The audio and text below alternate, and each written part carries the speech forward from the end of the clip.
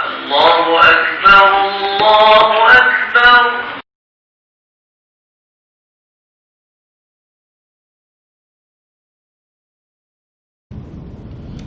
بسم الله الرحمن الرحيم. السلام عليكم ورحمة الله وبركاته. الحمد لله رب العالمين، والصلاة والسلام على أشرف الأنبياء والمرسلين، نحمده ونستعينه ونستغفره ونعوذ بالله من شرور أنفسنا ومن سيئات أعمالنا. من يهده الله فلا مضل له ومن يضلل فلا هادي له. رب اشرح لي صدري ويسر لي أمري واحلل عقدة من لساني يفقهوا قولي. أما بعد. Alhamdulillah, bersyukur pada Allah Subhanahu wa taala kerana pada malam ini dapat kita bersama. Insya-Allah pada malam ini kita akan sambung perbincangan kitab Mishkat Al-Masabih pada hadis yang ke-21. Perbincangan kita ini sebenarnya masih lagi berkaitan dengan adabul khala, disiplin ataupun adab ketika buang air ataupun ketika berada dalam bilik air.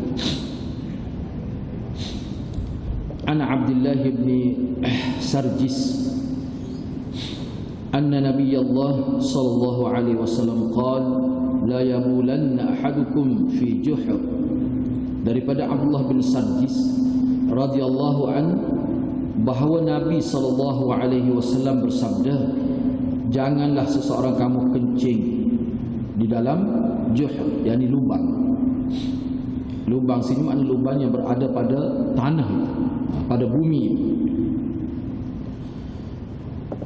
Secara umumnya hadis yang ke-21 ini ada larangan ataupun Nabi sallallahu alaihi wasallam melarang seseorang daripada kencing pada lubang yang berada pada permukaan bumi. Jadi antara sebab larangan kencing di dalam lubang ialah ia adalah tempat tinggal binatang melata, serangga, binatang berbisa dan seumpamanya. Ia akan menyebabkan gangguan kepada hidupan-hidupan tersebut. Selain daripada itu, perbuatan itu juga boleh mendatangkan bahaya jika terkena lubang haiwan berbisa. Mungkin ia akan terkejut lalu membawa tindakan yang boleh membahayakan orang yang kencing. Ia juga boleh membawa tindakan dari jin jika mengganggu kehidupan mereka, sebagaimana kata-kata Qatadah bila ditanya tentangnya, sebagaimana yang dinukilkan oleh Imam An-Nasa'i selepas mengemukakan hadis di atas. Jadi sebenarnya larangan ini dia merujuk kepada beberapa perkara. Yang pertama sekali, itu dikira sebagai mengganggulah, sebab lubang ini biasanya dia menjadi tempat tinggal pada makhluk, pada binatang-binatang yang kecil yang melata. Dan lubang ini juga boleh jadi tempat tinggal binatang-binatang berbisa, ular, kala, jengking dan sebagainya.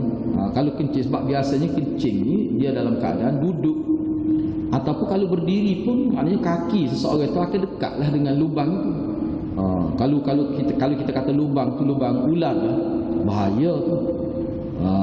Bahaya pada fizikal kita lah. Tu. Selain daripada itu, lubang itu disebut sebagai tempat tinggal jin juga. Tempat tinggal makhluk halus jin itu. Baik, di sini dinukilkan satu kata-kata Qatadah. Bila ditanya tentang ni larangan Nabi kencing pada lubang seperti mana yang dinukilkan oleh Imam Nasa'i. Qalu li Qatadah wa ma yukrahu min al-baw fil juhr. Qal yuqalu innaha masakinul jin. Qatadah ni pernah ditanya. Qatadah ni salah-salah perawi lah. Salah-salah perawi pada hadis ni. Bila ditanya dia apa sebab larangan itu, mesti ada sebab. Kenapa Nabi sallallahu alaihi wasallam larang kencing pada lubang itu?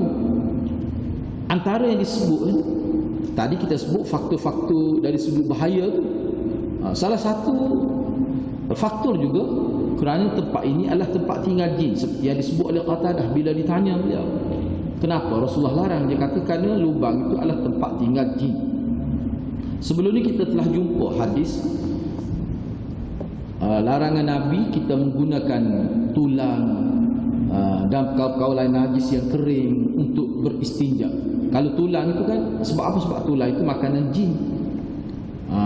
Memanglah kita tak nampak lah sebab apa? Sebab jin itu makhluk gaib.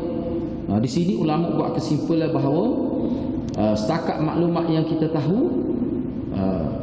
bila tempat tertentu ataupun kita makanan tertentu dia menjadi makanan ataupun tempat tinggal makhluk yang lain, makhluk gaib, kita tidak boleh ganggu. Kita tidak boleh melakukan sesuatu yang menyakitkan mereka. Mana di sini ada unsur arahan daripada Nabi supaya kita menghormati makhluk lain, walaupun mereka itu dianggap sebagai makhluk gaib, tetapi kita kena hormati juga setakat yang kita tahulah maklumat tentang mereka tu. Ini betapa halusnya budi agama dan peraturan yang dibuat oleh agama, bahawa kita kena ingat selain daripada kehidupan nyata, alam musyahadah yang kita nampak ini, sebenarnya dia ada juga makhluk-makhluk Allah lain yang hidup bersama kita. Cumanya mereka berada di alam gaib, kita tak nampak lah. Bahkan makhluk gaib ni sebenarnya dia lebih ramai lagi dengan makhluk yang nyata seperti kita.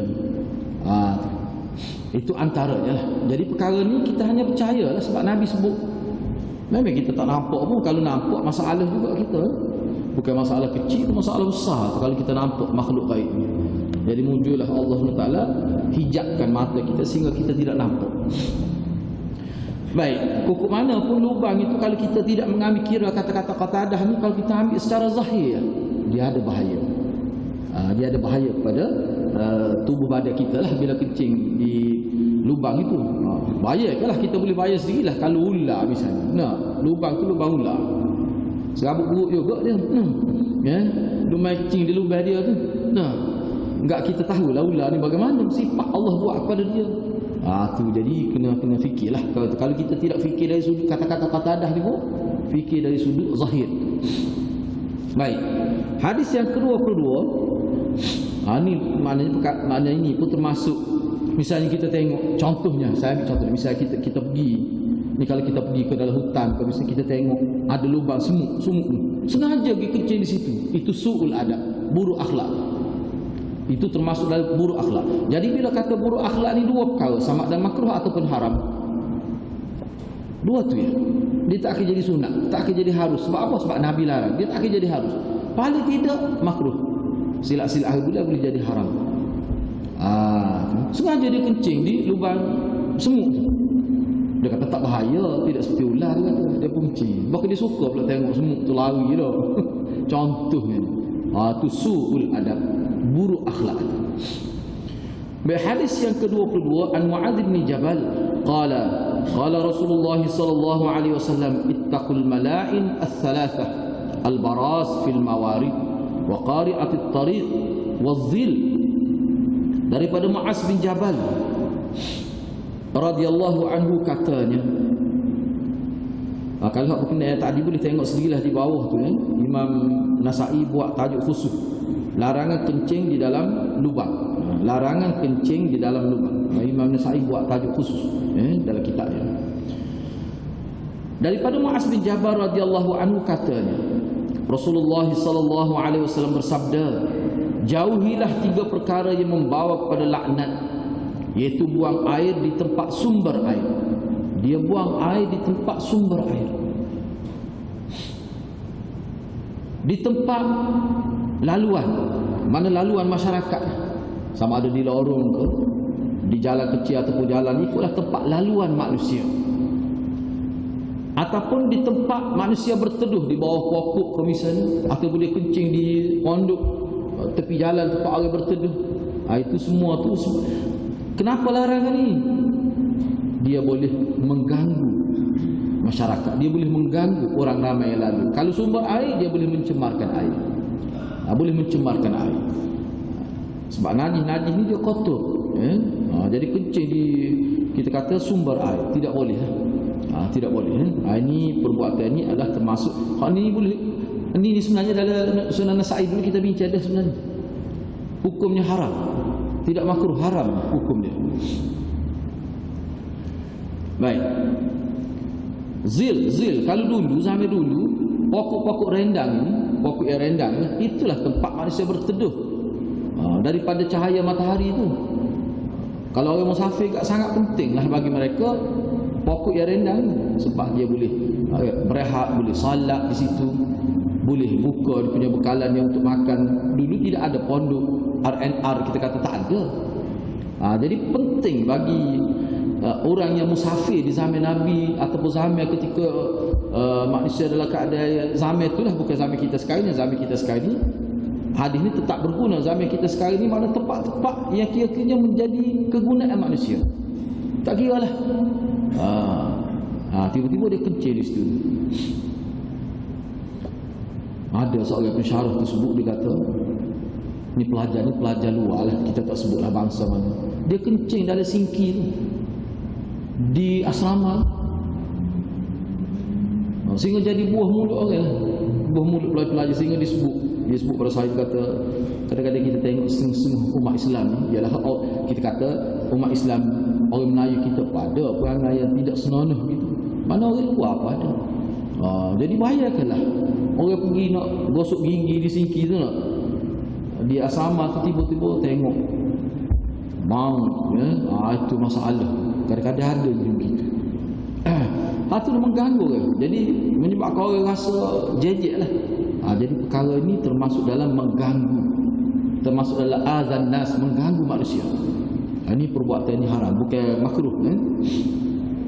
Dalam hadis Nabi sebut kalimah mawarid. Mawarid ini bererti sumber air atau punca air yang merupakan tempat terbit air, sama ada mata air atau punca air daripada bukit. Ia juga memberikan makna tempat orang ramai mengambil air seperti sungai, tasik, telaga dan usama. Sebab mawarid ni asalnya mata air. Kita kata di tanah, kemudian dia keluar mata air. Itu asal makna dia. Tapi boleh diperluaskan makna punca air, sama ada air yang mengalir daripada bukit, yang mana air itu kira-kiranya pentinglah untuk orang-orang yang tinggal di sekitar tu. Tiba-tiba dia buang najis, kencing, berak dan sebagainya lah. Jadi perkara ni sebenarnya perbuatan yang sangat hina lah dalam agama kita. Boleh dengan makna sungai, tasik, telaga, dan hadis yang berkait dengan larangan Nabi supaya jangan kencing dalam air, sama ada air bertakung pun ataupun air berlari pun. Sebab air berlari ni kita, walaupun dia berlari, kalau kencing tu kita kata tidak itu, tapi kalau buang air besar, nak boleh ada di kawasan di hadapan tu ada orang bunuh, chalet, kalau misalnya kalau ni tiba-tiba itulah. Jadi perbuatan itu memang haram. Memang ulama kata haram. Bahkan dalam hadis sebut kita kencing di tepi pun tidak boleh. Kuku air kecil itu mengalir masuk di tepi pun ada juga. Nabi sebut, Nabi larang, ada disebut. Dan hadis-hadis ini sebenarnya telah kita jumpa dalam pengajian Sunan Nasa'i. Baik. Seterusnya hadis yang ke-23. An Abi Sa'id Al-Khudri. Jadi salah satu poin lagi, jadi kalaulah seseorang itu buat juga, dia langgar larangan Nabi ni, maka dia akan dapat dosa. Mana kalau kita jaga, atas rasa kita tahu Nabi larang, kita pun jaga, kita boleh pahala. Kita boleh pahala. Baik, hadis yang ke-23, an Abi Sa'id Al-Khudri qala sami'tu Rasulullah sallallahu alaihi wasallam yaqul la yakhruj ar-rajulan yadriban al-ghaib kashifain an 'auratihima yatahaddathan fa inna Allah azza wa jalla yamqutu ala dhalik. Daripada Abu Sa'id Al-Khudri, daripada Abu Sa'id Al-Khudri katanya, daripada Abu Sa'id Al-Khudri radhiyallahu anhu katanya, saya mendengar Rasulullah sallallahu alaihi wasallam bersabda, janganlah dua orang lelaki keluar untuk buang air. Tiba-tiba dia bersembang-sembang, duk bercakap-cakap pula dua tu dalam keadaan aurat keduanya tersingkap. Kerana Allah azza wa jalla murka, benci. Yamqut ini sama ada kita terjemah murka ataupun benci, boleh kedua-duanya. Allah sangat benci. Tak kira lah kalau zaman dulu juga dalam keadaan lebih nyata lagi zaman dulu, sebab dia tidak ada bilik air, tidak ada dinding. Boleh jadi kita kata dia buang air tu di tanah lapar tu, kira-kiranya tak jauh lah, sehingga dia boleh bercakap dengar suara. Mesti akan ternampak tu dia punya aurat itu. Sebab itulah umumnya ulama kata kalau seseorang itu berada dalam bilik air pun dia tidak dibenarkan bercakap lah. Masuk telefon, bercakap dalam telefon, dia sudah buang air. Itu tidak sunnah. Talih gitu. Ada keadaan itu. Ataupun untuk setengah-setengah bilik air tu dia dinding ada cuma bahagian atas dia terbuka. Dia duk buah sambil buah air. Ngengok duk kecek buat tu.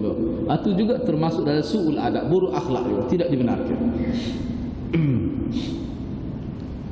Semua ni sebenarnya apa yang disebut di sini sebenarnya untuk jaga supaya kita ni tahu keadaan mana yang supaya kita ni tahu bertindak dengan cara yang betul. Tepat ketika buang air ni kira-kiranya dia berkait dengan keaiban, berkait dengan aurat, berkait dengan najis. Jadi tak sesuai kita berkomunikasi, tak sesuai lah keadaan tak sesuai. Islam nak kata tak sesuai.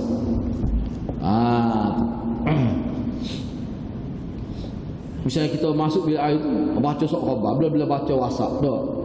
Baca WhatsApp. Kadang-kadang terpengaruh dengan cara hidup orang bukan Islam tu. Itu tak kenal lah. Cara Islam ni dia lain. Ini termasuk sebab tu dia sebut sebagai adabul khalaq. Ini termasuk adab. Baik, dalam riwayat Ibnu Majah ada tambahan. An Abi Sa'id al-Khudri anna Rasulullah sallallahu alaihi wasallam qala la yatanajasnan ala ghaitihima yanzuru kullu wahid minhuma ila aurati sahibihi fa inna Allah azza wa jalla yamqutu ala dhalik. Ni sebenarnya sama jantina ni. Kalau laki sama laki, perempuan sama perempuan. Sebab itulah dalam fiqh mana sama perempuan pun, misalnya dia tinggal di asrama, dia tidak boleh mendedahkan aurat dia lebih daripada sepatutnya. Misalnya perempuan sama perempuan, katakanlah dia contoh ni jangan dianggap halal. Misalnya kita kata dia tidak tutup aurat, enggak sama perempuan ataupun sama laki pakai seluar pendek, kita kata, ataupun seluar kecil, ataupun kita atas spanduk lah, kita kata dah perempuan sama-sama dia, tak boleh gitu. Syaitan boleh ganggu tu, iblis boleh ganggu, timbul macam-macam penyakit tu, jangan main. Sebab tu sama perempuan pun dia ada hak dia, mana kena sopan sama perempuan. Dia boleh dedah lah sekadar kepala, betis, paha, sekadar itu je lah. Tidaklah kata siapa kita kata macam Tarzan kita kata tak boleh. Sama lelaki pun tak boleh. Dalam fiqh ada sebut. Sebab apa? Dia boleh mengundang bahaya. Di situ syaitan main peranan. Dia sama lelaki pun ada masalah juga. Istilah-istilah kita LGBT, dia ada kod selagi LGBT dia ada selagi tepi. Pelik semua kita tak ada nak faham oleh LGBT, mari kod lain pula. Tu bahaya. Dia boleh timbul tu.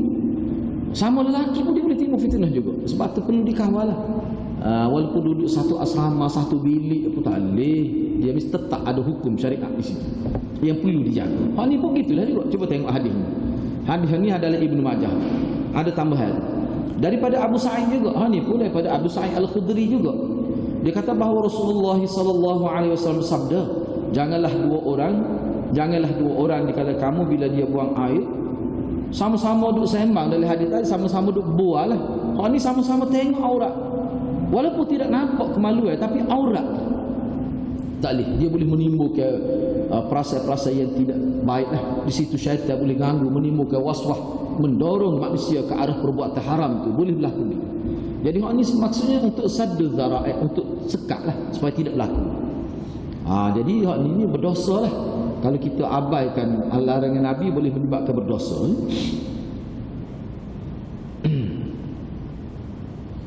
Di situ 293 tu dia ada buat situ, ataupun hadis 29 hadis yang ke-23 tu pun dia ada buat sedikit nota di bawah tu. Boleh tengok sendirilah situ. Ya boleh. Sini.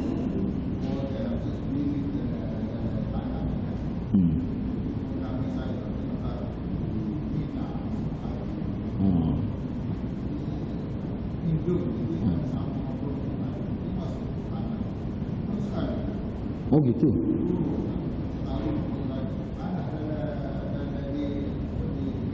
Suami isteri lah. Dalam mana lelaki perempuan masuk? Perempuan dulu. Itu tak boleh lah. Itu tentu tak boleh lah. Itu tentu lah. Dia lah masalah kata dia masuk tu, dia buat apa tu, perbuatan tu sendiri tu tak kena. Dia gini lah mudah, kalau kita ambil dia, kita pergi ke arena, ada ke dia ada jenis tempat buang air tu, dia hak berdiri tu. Hak untuk laki tu kan. Hak tu bagi saya tidak menepati tu. Tidak menepati tu sebenarnya tu, Kalau boleh dia buat biar lebih tertutup sikit lagi. Itu lebih baik lah. Lebih tertutup. Kadang-kadang kita pun jadi rasa tak selesa lah. Tapi kalau parok-parok, parok tak nak dia main, duduk dalam tu penuh habis, lepas tu lama pula. Tu masalah. Cumanya kalau kita nak kira, nak ambil dari segi ruh yang dimaksudkan dalam hadis ni, lebih baik kalau tertutup lagi, lebih terlindung. Besarlah sikit dia punya penghadap dia tu, ataupun hijab sur tu, dinding itu, supaya nak lebih selesa lah sebenarnya. Sebab kita kata kalau kencing berdiri itu bukan pilihan pertama. Dia beginilah, kita bincang dah dalam Sunan Nasa'i sebelum ni, bahawa kencing berdiri ni asalnya tak boleh. Hukum asalnya. Sebab tu dia timbul. Bila ada juga sebut Nabi kencing berdiri, sedangkan hak asal, hak banyak hadisnya Nabi duduk. Ulama bahas kenapa ada Nabi kencing berdiri. Walaupun ada setengah ulama kata itu untuk menunjukkan tidak haram. Ayatnya harus. Tetapi ramai ulama kata Nabi kencing sambil berdiri itu ada sebab. Sebabnya Nabi sakit lutut. Itu yang pertama. Ada setengah ulama kata kerana hadis tu dia ada latar belakang dia. Kerana sebelum tu Nabi musyawarah. Dia lama sikit musyawarah. Nabi tertahan air kencing dia. Jadi bila Nabi nak pergi ke tempat lain tak sempat. Bahkan tempat yang Nabi kencing itu tak sesuai duduk. Tidak sesuai untuk duduk. Itulah Nabi berdiri. Jadi maknanya daripada hadis-hadis yang banyak tu, hak asalnya adalah duduk itu lebih baik. Kecuali dalam keadaan tak sesuai. Tak sesuai nak duduk. Ada ke tempat-tempat tertentu tak sesuai duduk. Misalnya kalau kita pergi tadi, saya pun pernah berlaku. Kita masuk tu penuh dah bilik air. Kata kalau tunggu ni berat juga kita ni. Tengok hak jenis hak dia tak dinding tu kan. Dia adalah sikit. Kita pun tak biasa, kita pun sebenarnya tak selesa lah. Tapi tak ada arus. Pilihan terakhir tak ada dah. Juga lah. Situlah kalau kita nak ambil hadis ni. Kalau duk buah masa tu, duk sembang masa tu, kita kata tu Nabi tak main. Duk dia awak tak erti gitu ya. Bukan tempat kita nak bercakap situ. Sebab apa? Sebab orang Islam ni bila dia bercakap, dia perkara-perkara yang baik.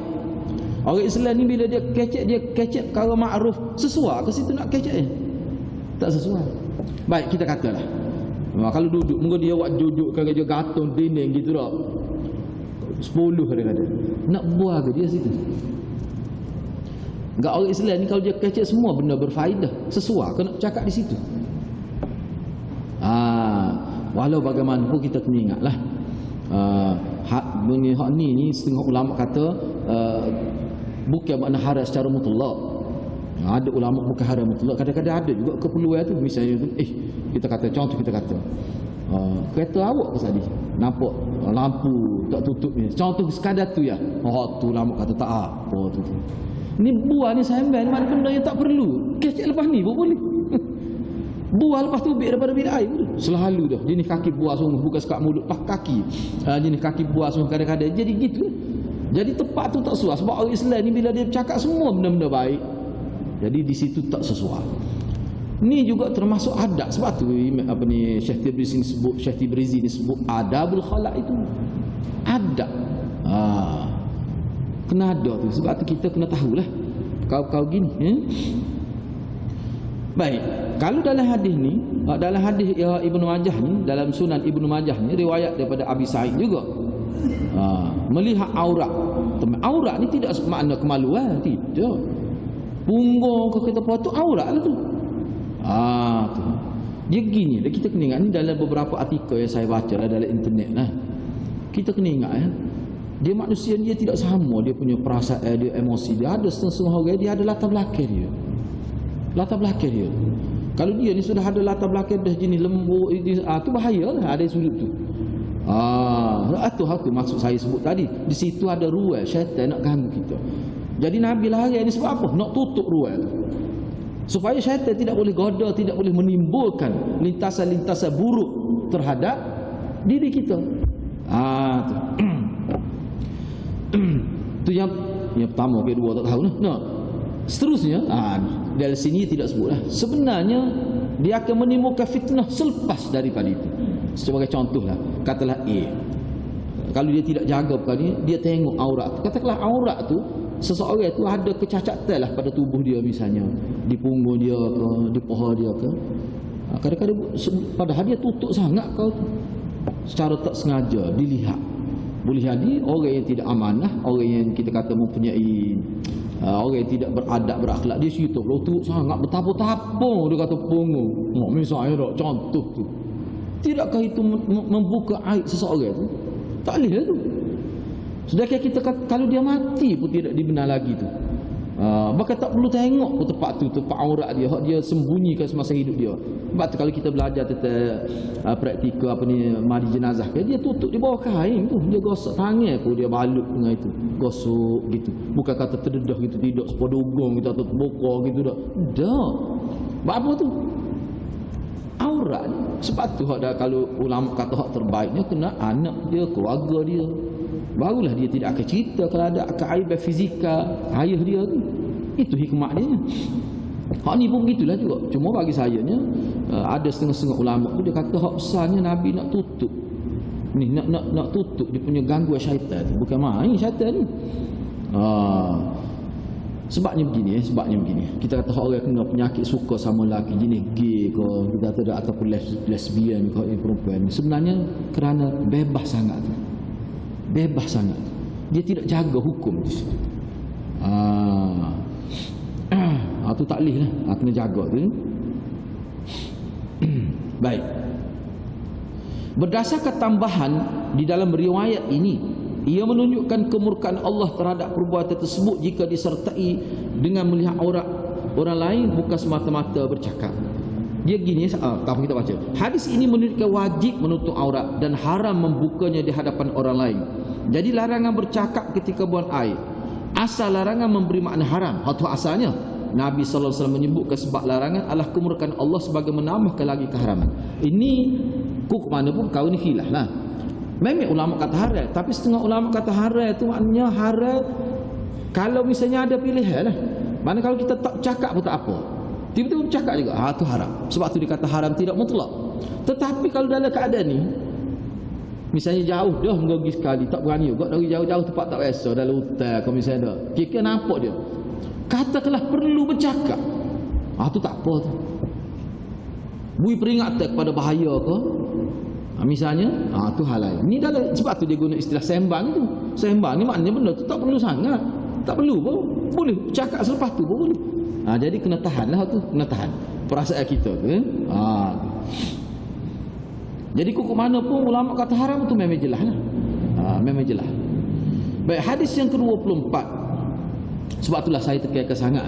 Mana kalau kita buat bilik air tu, kita kena ambil kira maksud hadis ni. Jangan letak di tempat yang terbuka. Misalnya saya sebut minggu-minggu sebelum ni lah, letak dia betul-betul di atas pintu masuk rumah tu, rumah 2 tingkat tu. Jadi bunyi lah kita kata di ruang tamu tu memang tak sesuai. Baik, hadis yang ke-24, an Zaid bin Arqam an Rasulullah sallallahu alaihi wasallam qala inna hadhihi al-hushush mukhtadarah إن هذه الحشوش محتضرة فإذا أتى أحدكم الخلاء فليقل أعوذ بالله من الخبث والخبائث. Daripada Zaid bin Arqam, daripada Rasulullah sallallahu alaihi wasallam sabdanya, sesungguhnya tandas itu didatangi. Sesungguhnya tandas itu didatangi. Maknanya tempat orang pergilah, maknanya satu tempat yang sangat perlu pada manusia, tandas tu. Tak ada tandas tak boleh. Saya umur ni jumpa satu restoran yang tidak ada tandas, pelik sungguh. Padahal tempat makan ni wajib tandas tu. Tak ada tandas. Lepas tu saya pelik, saya kata lepas tu kalau orang makan sakit perut macam mana? Dia kata masjid sebelah sana ada. Saya kata bagus kata awak. Ada juga gitu. Bagus Islam kita ni main-main. Dia kata sebelah jalan tu ada masjid di sana, memang nampak menarung. Saya kata gitu. Dia tak sedia. Pelik tu. Engkau tempat makan minum dia silap-silap bulan tengah makan apa puasa dah. Nah. Tapi dia tak sedia kata tak ada. Susah kita dekat bawa anak pula dak. Oh, lo litah jalan lagi pula. Saya kata pada rutina, tak sama lagi lah restoran ni. Nah, tak bersuruh pelanggan. Cari hal lain. Jadi sepatutnya itu khidmat kita. Boleh pahala dia sedia kemudahan gitu. Tak tahu dah. Jadi Nabi kata, tandah ni bila air tepat orang pergi, keperluan manusia tu. Bila Nabi nak ayatnya ke dia? Bila sesuai kamu ingin memasukinya, maka dia kena baca doa ni lah. Allah a'udzubillahi minal khubuthi wal khaba'ith. Maknanya Nabi nak isyarat kepada kita di sini, oleh kerana tanah ni tempat tumpuan manusia juga, suatu keperluan asah juga kepada manusia, maka di situlah syaitan akan mengganggu duduk kita. Syaitan akan ada situ, enggak sesuai tempat tu tempat buang najis. Syaitan ni kotor sifat dia. Maka wajar mesti kita kata bila nak masuk tu a'udzubillah, aku berlindung kepada Allah daripada khubuth dan khaba'ith. Macam-macam lah terjemahan khubuth dan khaba'ith ni pun dalam Sunan Nasa'i bincang dah. Ada kata syaitan jatuh, syaitan terima. Kalau sini dia terima, sini terima ni daripada syaitan dan jin. Macam-macam ulama terjemah. Tak apalah, kukuk mana pun dia semua tu merujuk pada perkara yang negatif. Semua merujuk pada perkara negatif. Baik, hadis ini menunjukkan bahawa tandas atau tempat yang dijadikan sebagai tempat buang air didatangi oleh jin dan syaitan. Mereka sentiasa ingin mengganggu dan menggoda manusia supaya melakukan sesuatu yang tidak elok. Ini kerana ia merupakan tempat yang disingkapkan aurat serta dilarang dari mengingati Allah. Kerana itu mereka mampu melakukan sesuatu yang tidak mampu dilakukan di tempat lain. Makna doa yang terdapat dalam hadis telah dibincangkan dalam hadis keempat bab ini. Baik, dalam kitab lain ada ulama sebut. Ini pengalaman ulama kita. Sini tidak sebutlah. Antara sebab dilarang sebab ada setengah-setengah manusia mana aurat dia sendiri tu boleh merangsang seks. Ada disebut. Misalnya dia tengok kemaluan dia sendiri. Situ gangguan lah. Gangguan tu apa yang gangguan? Yalah kalau saya nak sebut bukan ada perkara yang agak terlalu hina lah. Kita kata dia rasa seks menggunakan tangan misalnya. Ini minta maaf lah saya sebut dalam kitab ada sebut. Dia boleh berlaku di situ lah. Dia tak berlaku di cabang 4 tu. Dia berlaku di situ. Sebab tu maknanya kita kata auzubillah minal khubuthi wal khaba'ith ni salah satu ni nak elak daripada berlaku benda-benda gitulah. Jangan main tak Pak Nabi boleh sebut ni kalau tidak melalui wahyu. Siapa pergi sekali Nabi sebut ada tu bahaya tu situ. Siapa tahu kalau dia melakukan perbuatan haram di situ pada kemaluan di situ, tak sekira lelaki ke perempuan ke boleh berlaku. Mana kalau dia tidak minta doa, minta berlindung pada Allah, di situ syaitan berganggu, dia boleh berlaku perbuatan. Orang tak tahu. Lepas tu tubik-tubik jadi tu email pula main. Wangannya huduh lek. Na'udzubillahi min dzalik. Tu. Saya bila baca tu kita tengok betul juga ulama sebut ni. Kalau nak berlaku situlah sebab itulah dalam bilik air ni banyak hukum dia. Sebab dalam bilik air pun situlah tempat nak berlakunya. Tempat yang kira-kira mudah berlaku, besar kemungkinan berlaku situlah. Dia panggil istimta' bil yad, itu dalam istilah dia. Bersedak-sedak dengan menggunakan tangan itu ataupun apa saja. Kalau perempuan dia ada lah ni dia ada ala khusus pula untuk merasa untuk inzal, untuk mengeluarkan air mani. Maknanya kalau kita tengok, kita perhati hadis-hadis Nabi, mana jauh dia pergi tu. Sebab dia ada kesan yang sangat buruk amalan ini. Semua tu sebenarnya ada peranan syaitan belakang tu. Di situ tu. Tu besar hadis-hadis. Jadi makna hadis ni, bila kata hadis ni gitulah sifat dia. Dia membimbing manusia. Jadi maknanya sebab tu saya sebut tadi ni termasuk sadduz zara'i. Nak sekat supaya tidak jadi benda tu. Jaga nak Nabi bila siapa duduk turun punggung baru akak kain. Tu. Kalau setara tu jaga, insya-Allah tidak akan berlaku perkara-perkara tadi. Tidak akan berlaku perkara tadi kalau jaga sampai situ. Baik, surah hadis yang ke-25. An Ali bin Abi Talib radhiyallahu anhu anna Rasulullah sallallahu alaihi wasallam qala satru ma baina a'yunil jin wa aurati bani Adam idza dakhala ahaduhumul khala an yaqul bismillah. Daripada Ali bin Abi Talib radhiyallahu anhu bahawa Rasulullah sallallahu alaihi wasallam bersabda, satru ni makna tirai, hijab, penutup. Itu makna satru. Hijab antara mata-mata jin dan aurat anak Adam. Anak Adam itu makna manusia. Bila seseorang dari mereka masuk bilik air ialah dengan membaca bismillah. Baca bismillah. Oh, kita kata maknanya baca bismillah. Memang boleh. Cuba tengok, cuma ada huraian dia lah. Baca bismillah tu maknanya berlindung dengan nama Allah, tu maknanya bismillah. Ataupun bismillahirrahmanirrahim boleh.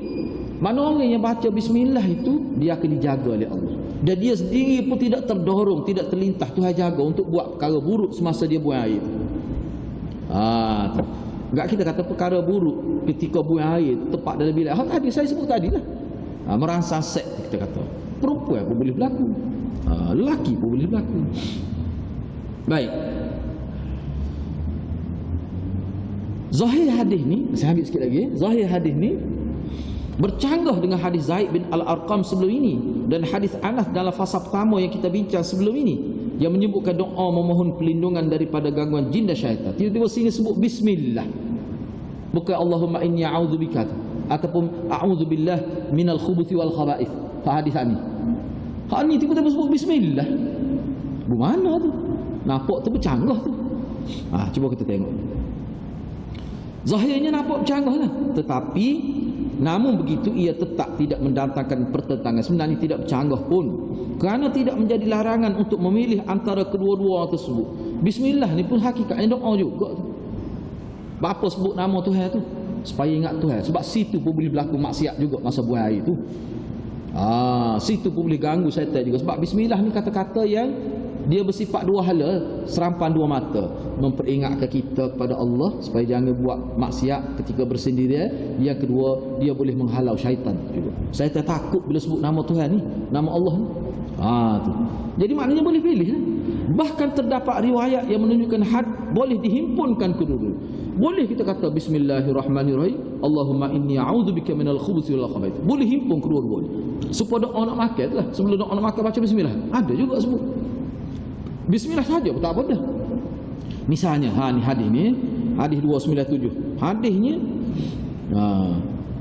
nama Ali Al-Muttafaqil Hind menyebutkan dalam kitab Kanzul Ummah bahawa hadis ini diriwayatkan oleh Al-Umari di dalam kitab Amalul Yaumi wal Lailah daripada Anas radhiyallahu. Mana matanya ni? Idza dakhaltumul ghaid faqulu bismillahi a'udzu billahi minal khubuthi wal khaba'ith. Bila mana kamu masuk bilik air, maka bacalah dengan nama Allah. Dengan nama Allah tu kalau kita nak terjemuh bila kita masuk air, maknanya aku nak buat, nak qada hajat ni dengan nama Allah. Maknanya kalau kita dia gini, sebab bismillah tu ba tu dia panggil hajat asli, dia ada tempat takluk dia. Kalau saya nak menulis, saya baca bismillah, maknanya aktubu bismillah. Kalau kita nak berjalan, amshi bismillah, saya akan berjalan dengan bismillah. Kalau kita nak tidur, anumu bismillah, aku akan tidur dengan nama Allah. Apa saja kita nak buat, kita boleh kait dengan bismillah. Jadi bismillah tu dia mengumumkan tempat takluk dia. Apa saja kita nak buat, kita boleh baca, dia sesuai. Sebab hakikat sebenarnya bismillah tu dia dalam bahasa Arab ni, bismillah ni asal dia tidak boleh berada di awal kalimah, di awal ayat. Dia penyambung ayat, dia kena duduk tengah, dia partikul tu, haraf tu. Misalnya kata azhabu ataupun asumu bismillah, saya akan puasa dengan nama Allah. Dia kena ada perkataan lain sebelum tu, fi'il ataupun syibih fi'il. Kalau dia syibih fi'il tu tidak kena ngaji bahasa Arab payah nak sebut sini pun itu juga. Nak gitu maksud dia nya. Gitu. Bismillah. Sebab tu bismillah dia sesuai untuk semua perbuatan kita. Nak bersama isteri pun baca dah tak ingat takkan nak pergi tengok, takkan nak pergi tubik mula bilik cari kitab doa, baca bismillah dua tu kira mula. Nak suruh baca juga bismillah. Nak suruh berkat lah hubungnya tu. Baik, justru itu boleh dihimpunkan kedua-dua doa ni atau berpada dengan pilih salah satu pun boleh. Al-Munawi ni seorang tokoh besar ni menukilkan kata-kata Al-Wali Al-Iraqi yang bermaksud Yang paling sahih di dalam masalah ini ialah yang diriwayatkan oleh Al-Umari dengan sanad yang sahih menepati syarat Muslim di dalam kitab Amalul Yaumi wal Lailah daripada Anas sebagaimana hadis tadi. Tadi hak bawah tadi. Hak Al-Umari dalam kitab dia sebut tu. Hak ni. Idza dakhaltumul ghaib. Hak itulah dia kata kalau mengikut Al-Munawi. Munawi nukil kata-kata wali Iraki, Al-Wali Al-Iraki. Dia kata hak tu paling sahih. Hak ni. Mana hak baca dua-dua tu. Bismillah. Kemudian a'udzubillah minal khubuthi wal khaba'ith. Baik, seterusnya hadis yang ke-26 itu insya-Allah kita bincang minggu hadapan insya-Allah untuk hadis yang ke-26. Okay, saya setakat itulah dulu cuma untuk maklumannya selepas ni kita ada kelas ni untuk muskilul athar insya-Allah. Selepas salat isya. Okay, saya setakat itulah dulu, mudah-mudahan Allah berkati kita semua. Aqulu qawli hadza wa astaghfirullahal azim li wa lakum. Wassalamu alaikum warahmatullahi wabarakatuh.